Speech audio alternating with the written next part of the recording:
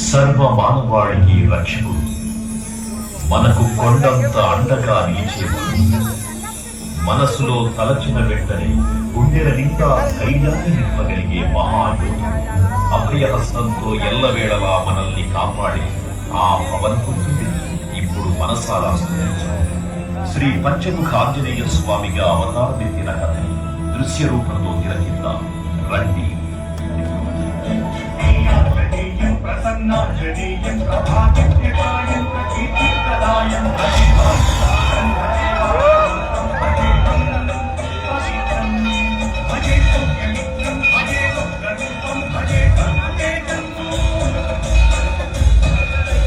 అది రామాయణ మహాయుద్ధం భీకరంగా సాగుతున్న తరుణం. శ్రీరామచంద్రుని సారథ్యంలో వానర సైన్యంతో విజృంభిస్తూ లక్ష్మణ స్వామి తనతో పోరాటం చేస్తున్న రావణుడి కుమారుడు ఇంద్రజిత్ తలని బాణంతో ఒక్క వేటుతో వేరు చేశాడు. ఇంద్రజిత్ మరణమాటం విన్న రావణుడు ఆవేశంతో ప్రతీకారం కోసం పాతాళ లోకాధిపతి తన సోదరుడు అయినటువంటి మహిరావణుడి సహకారం కోరాడు.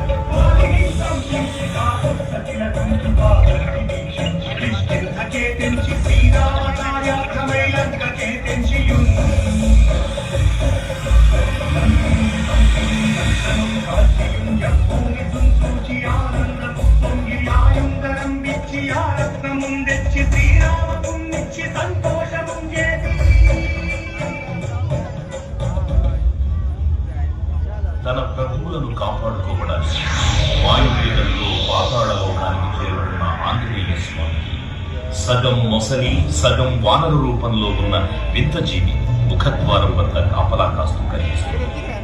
ఆ జీవి మకరధ్వజుడు అనే తన పుత్రుడని, మహాసముద్రాన్ని దాటుతుందని నీటిలో పడ్డ వేదవిందు ఒక మొసలి గ్రహించడం వల్ల జన్మించాడని తెలుసుకొని ఆశ్చర్యపోతాడు హనుమంతుడు.